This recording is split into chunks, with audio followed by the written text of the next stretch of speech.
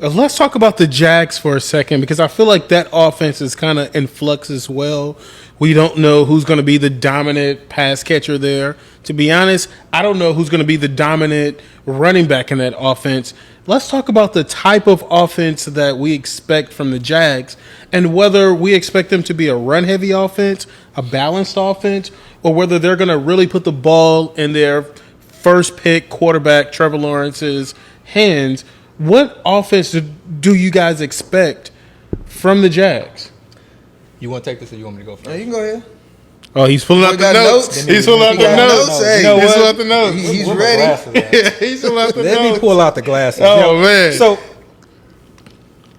before I start talking about the Jags, what I first want to do is reference an article. Set the mood. That specifically referenced a video that I would like to play here today. Okay, this is Tim May. Video. This is Tim May. He has interviewing. media queued up.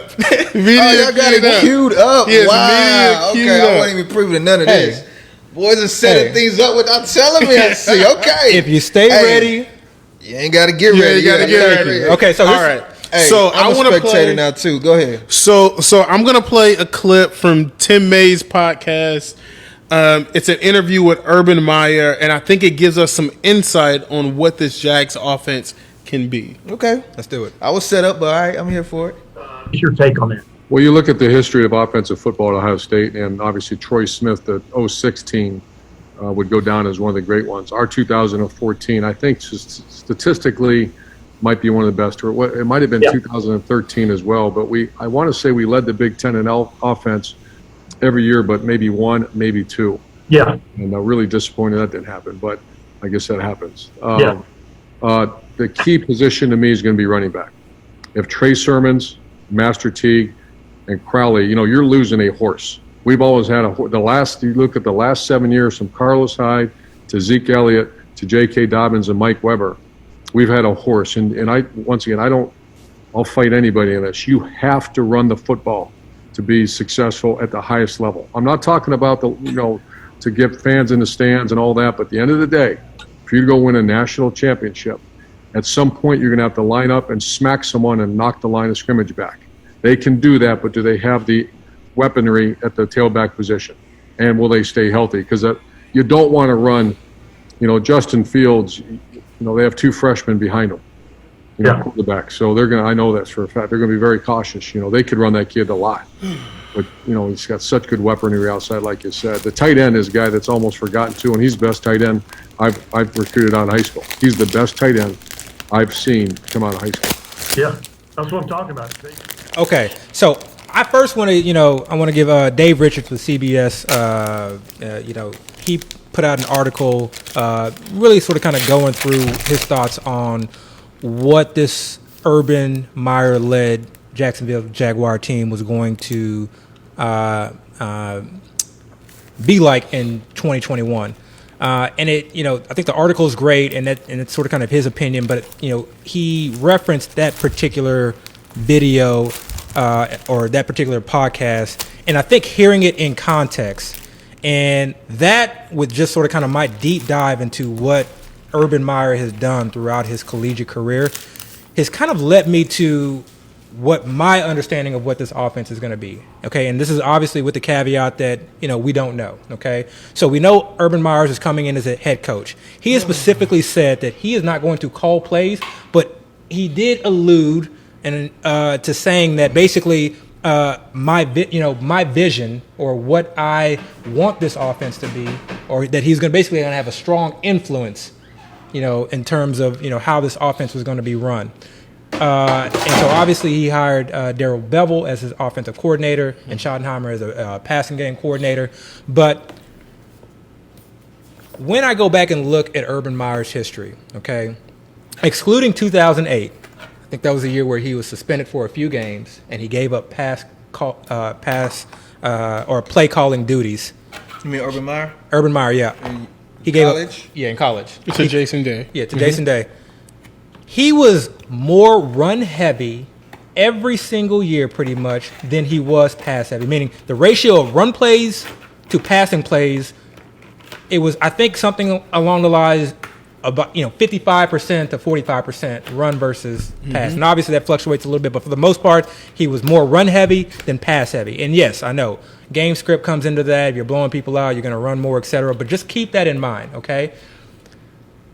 Pretty much throughout his collegiate career, he has had a running quarterback or a mobile quarterback, dating back to Alex Smith, Tim Tebow, Barrett, okay? Up until the point of Dwayne Haskins, who I don't consider really a running or mobile quarterback. I don't consider he's not a mobile quarterback, okay? And that was the year in 2008 where they passed. Or not traditionally. No, he's just not a mobile quarterback. Right. So that's the year where I think, again, he gave up play calling duties, but I don't necessarily know that was the main reason why they started passing more. I think he was a part of developing a scheme that was tailored and perfected to Dwayne Haskins' skill set, which is more the passing game, okay?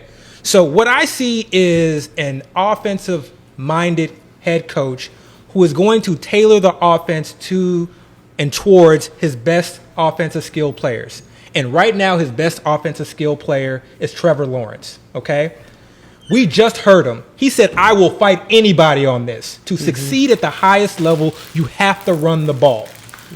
Yes, he runs a spread offense, but this is a run-based offense. And so I think what he wants to do is he wants to spread the field and create an environment to where his running back is running against a light box, and his quarterback, who is mobile, can run RPOs and hit quick hitters, slants, comebacks, what have you, basically closer towards the line of scrimmage, occasional shot plays here or there. But I think this is an offense that is really going to be, I don't want to say run heavy, but it's going to be more centered around the run with that West Coast offense style, running a lot of RPOs. But what does that lead? So I think in my mind, having said all that, I think there's one player that's just being absolutely disrespected currently, okay? It is not DJ Chark. It's not Laviska Shenault. It's not James Robinson. Just say the dude, man. Come on, man. It's not Travis Etienne. It is Trevor Lawrence.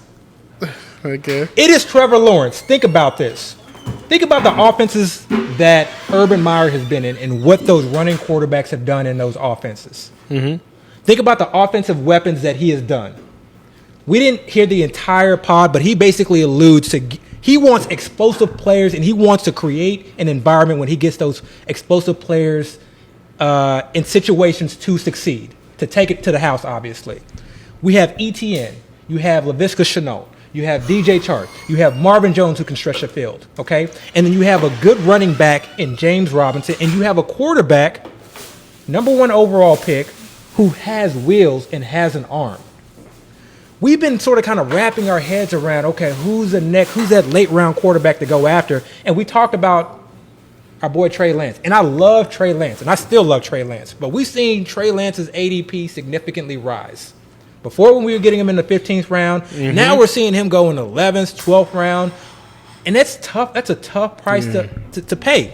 Early in the draft season, we were seeing Trevor Lawrence go that high. I mean, I was seeing him go as high as the 9th round, okay?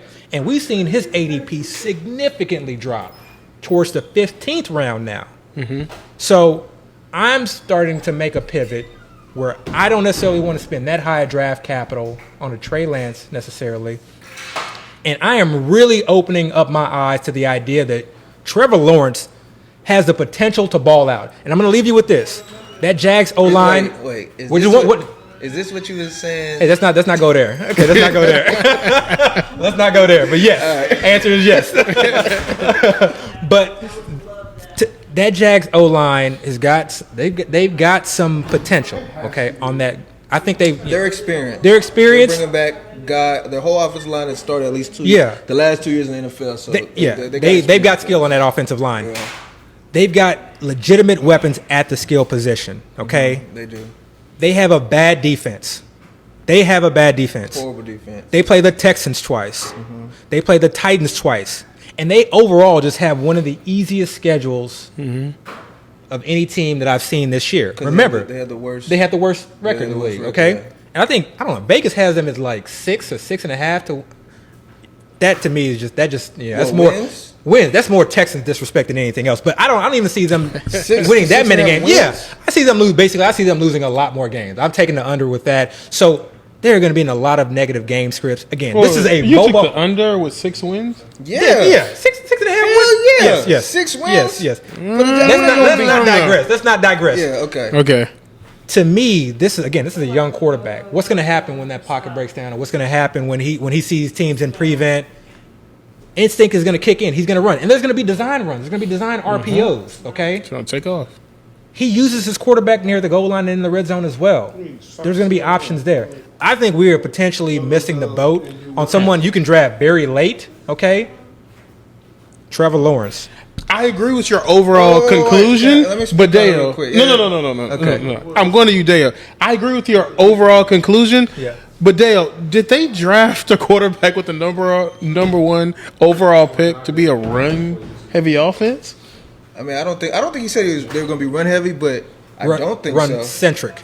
Well, that's kind of what I mean. San Francisco drafted a quarterback in the top round, and they're going to be a run-heavy offense. And I don't think we expect Garoppolo or Trey Lance to necessarily be slinging it around. I just had a main event not too long ago, and Lawrence was actually drafted the same round or the round after Lance. So they were still kind of going. Now, maybe as a recent things have changed. ADP has Trevor Lawrence going after Trey Lance. Yeah, no, he was after him. It was just I was saying they were drafted like very close to each other. I recall thinking that. But as far as the answer to your question, so the way I look at it is, first off, yes, Urban Meyer probably does feel that way.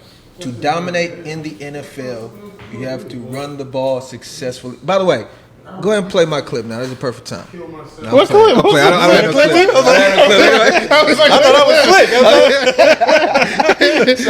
We got you. So Urban Meyer might believe that. And to some extent, I feel like most coaches probably do believe that. But there's one thing as far as what you want to do, and there's another thing as far as what you're going to be able to do. Now, remember, he kept referring to his Ohio State years, which I get. That's where he had a lot of successes, as well as in Florida.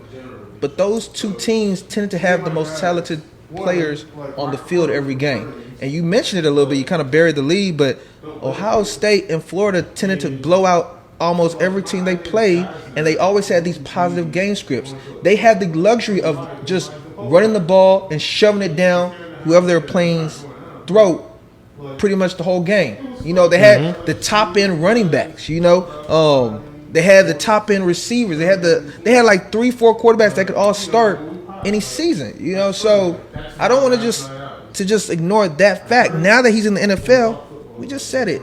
The Jaguars were the worst team in the NFL last year by record stand, They added a few pieces, but they didn't add a lot. They didn't add a lot this season. So I don't see them as being drastically improved compared to how they were last year. So for me, again, they can say they want to run the ball, but as far as what's going to happen, and you did mention this, they're probably going to lose a lot more games, which means they're probably going to, if they want to win. Yep. Now, if they just mail it in and say, look, we just can't win this game, maybe this won't happen. But if they're actually trying to compete these games, they're going to most likely throw the ball a fair amount. Again, they do have their number 1 pick was a quarterback. And he's not just any quarterback that happened to be the number 1 pick. Trevor Lawrence was one of the highest touted high school quarterbacks ever. He was one of the highest graded draft prospect quarterbacks ever. We're talking about somebody on your Andrew Luck, John Elway type levels. He has talent. This is a good guy. I mean, he can run the ball, yes, but he can sling that mug too, quite well. And let's not forget that. Not to mention, and I know, we've talked about it quite a bit. Them drafting Travis Etienne with their number 1 pick, and then not the number 1 pick, but a first round pick, but having him practice at the receiver slot. I think that's significant, more so in the fact that I do think they're going to use him as a running back, but I do see them using him as a receiver a fair amount as well. They added Marvin Jones, who they gave a fair contract, a 2-year contract. I want to say 2 year, $14 million. He likes big receivers. So he has these weapons. They drafted a quarterback with the number 1 pick. They they're going to throw that ball to me. Again, even though it might not be what they want to do, if they're successful, they're probably going to run the ball, and they have a good back. And when you were mentioning names, you forgot to mention the name. I'm always having to remind you about Carlos Hyde, who they like. I know you don't care about him. So from that standpoint, okay, we're gonna get into the receivers because that's really where a lot of the money is. But I just wanted to highlight. I wanted to lead with that because I think that Trevor Lawrence is the main one that I want to target in this offense. Okay. But I'll let you get to it. But they do like Carlos Hyde. Carlos Hyde has a history of Urban Meyer, so they do have these James Robinson, Carlos Hyde, ETN. They have these running backs that they would probably love to just run it down people's throats. But at the end of the day, I feel like the passing is going to be where they're going to utilize most of their offensive snaps. And you'll find by the end of the season, I mean, we've seen, just like if you look at the Peyton Manning first season, I think he broke a record for interceptions. He didn't have that great of a season, but they kept putting him out there and they kept having him throw the ball.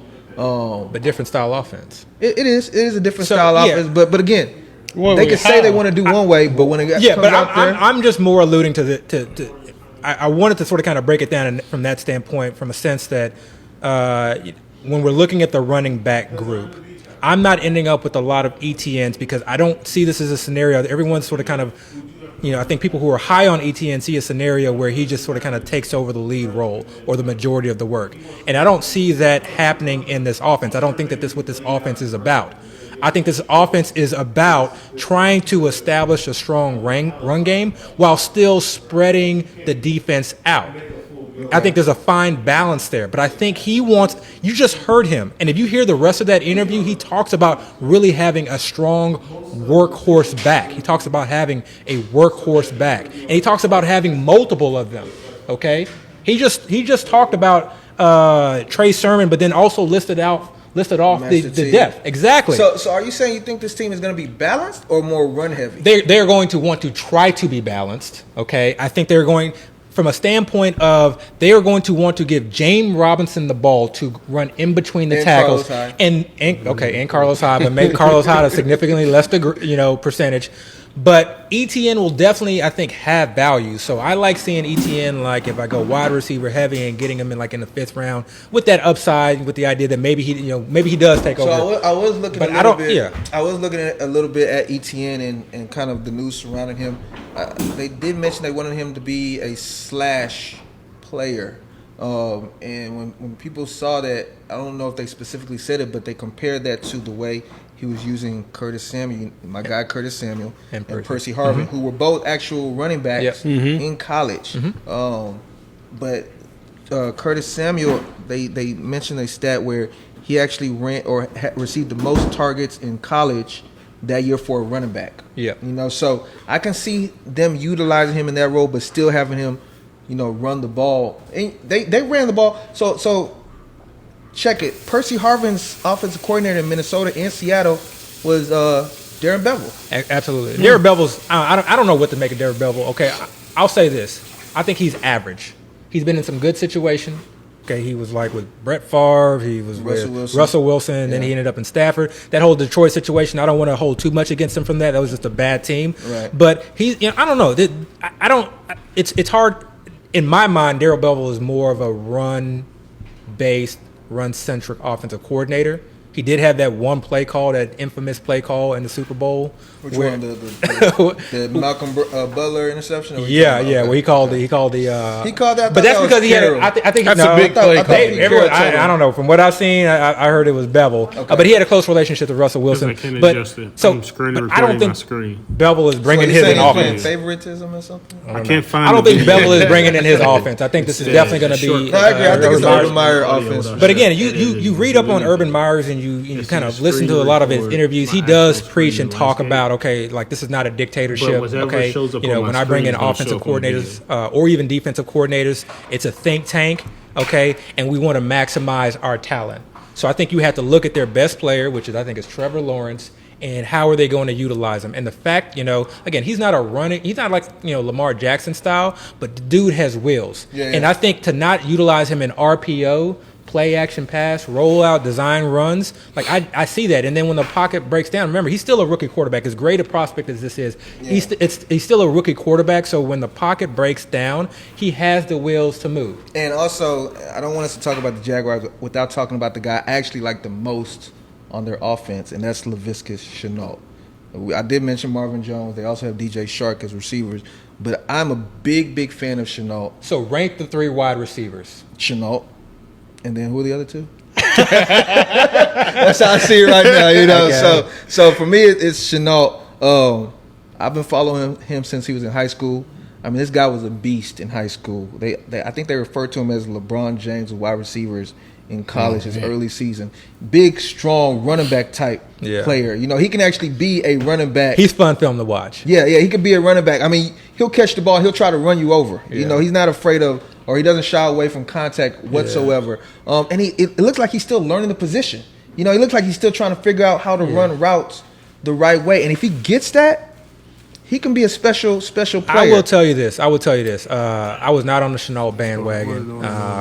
I wasn't on the DJ. I wasn't on any of their bandwagons to be quite honest. Okay, I thought there was just a very we usually talk about ambiguous wide receiver. I wish they would just finish up. But I'm acting like I didn't. Going back and watch the tape, I actually thought he did an excellent. I won't say excellent, but a great job at route running. Mm-hmm.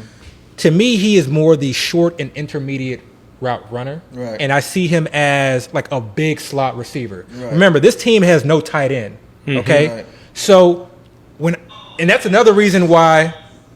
That's another reason why I wanted to sort of kind of talk about the spread offense and getting your best players in space. Mm-hmm.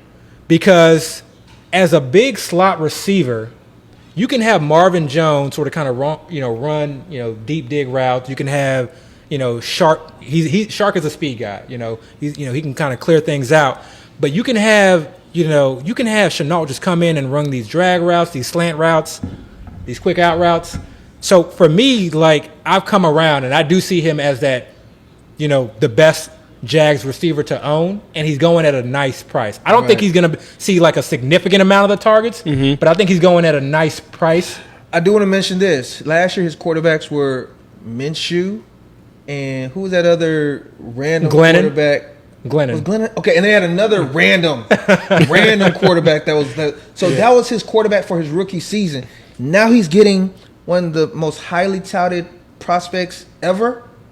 I really can see him just, taking off. It's gonna be tough. There's a lot of mouths to feed in that offense. I just see a lot of mouths. It's really just 3. This is why I'm hesitant. This is why I'm hesitant. You just said 3. It's 4. This is why I'm hesitant on. You mean ETN? Yeah, on ETN. This is why I'm hesitant on Shenault. I don't see him just having a significant target share. I don't think he's going to be running a lot of deep routes. I think it's going to be a lot of short and intermediate stuff. I don't know how much he's going to do in the red zone. I think it's going to be tough for him to have wide receiver 1, high end wide receiver 2 upside. So I like him as a wide receiver 2, but you can draft him now as a wide receiver 3, wide receiver 4. Oh yeah, you can give him a good value. Yeah, so I do think he has the potential to be what you're saying. Yeah. He might struggle to excel. I think he can probably excel in all of those things. Yeah. And if he does, with the type of talent he has, he can be a very special, major asset for your fantasy team. And again, he's being taken late, like wide receiver 2, early wide receiver 3. Yeah. With that type of talent, and he's going into his second season, you usually see a big jump second season, third season, things like that. So that's fair. Trevor